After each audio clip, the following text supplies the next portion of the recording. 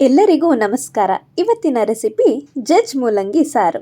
Recipe ನೋಡೋಕ್ಕಿಂತ ಮುಂಚೆ ಮೂಲಂಗಿ ನಮ್ಮ ಹೊಟ್ಟೆ ಒಳಗೆ ಹೋಗೋದ್ರಿಂದ ನಮ್ಮ ದೇಹಕ್ಕೆ ಯಾವ್ಯಾವ ಪ್ರಯೋಜನ ಆಗುತ್ತೆ ಅಂತ ನೋಡೋಣ ಬನ್ನಿ.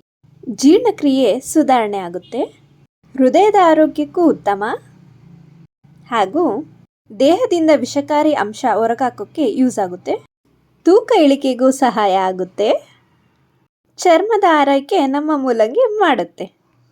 ಬನ್ನಿ ಹಾಗಾದರೆ ಬಾಯಲ್ಲಿ ನೀರುಣಿಸುವ ಜಜ್ ಮೂಲಂಗಿ ಹೇಗೆ ಮಾಡ್ತಾರೆ ಅಂತ ನೋಡೋಣ.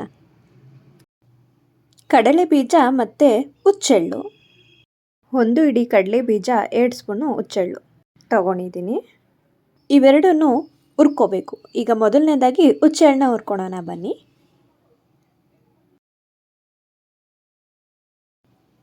ಈಗ ಕಡಲೆ ಬೀಜ ಹುರ್ಕೊಳ್ಳೋಣ. 2 ಸಪ್ರೇಟಾಗಿ ಹುರ್ಕೋಬೇಕು, ಯಾಕಂದರೆ ಹುಚ್ಚೆಳ್ಳು ಸ್ವಲ್ಪ ಬೇಗ ಬೇಯುತ್ತೆ. ಹುರಿದಿರೋದನ್ನ ಒಂದು ಪ್ಲೇಟ್ಗೆ ಹಾಕೊಳ್ಳೋಣ.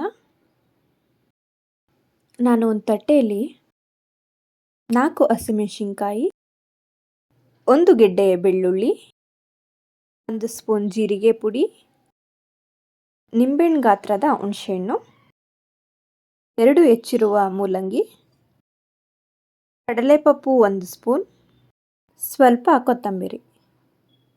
ಒಂದು ಪ್ಲೇಟಲ್ಲಿ ಸಪ್ರೇಟಾಗಿ 2 ಮೂಲಂಗಿ ಹಚ್ಚಿರೋದು ಮತ್ತು 1 ಗೆಡ್ಡೆ ಈರುಳ್ಳಿ ಹಚ್ಚಿರೋದು ಮತ್ತು 4 ಹಸಿ ಮೆಣಸಿನಕಾಯಿ ಮತ್ತು 1 ಗೆಡ್ಡೆ ಬೆಳ್ಳುಳ್ಳಿನ ಹುರ್ಕೊಳ್ಳೋಣ. ಹಸಿಮೆಣಸಿನ್ಕಾಯಿ ಮತ್ತು ಬೆಳ್ಳುಳ್ಳಿ ಹುರಿದ ನಂತರ ಈ ಪ್ಲೇಟಿಗೆ ಹಾಕ್ಕೊಂಡಿದ್ದೀನಿ. ಇಷ್ಟೂ ನಾವು ರುಬ್ಬಕ್ಕೆ ಯೂಸ್ ಮಾಡ್ತೀವಿ. ಬನ್ನಿ ಇದನ್ನು ರುಬ್ಕೊಬರೋಣ.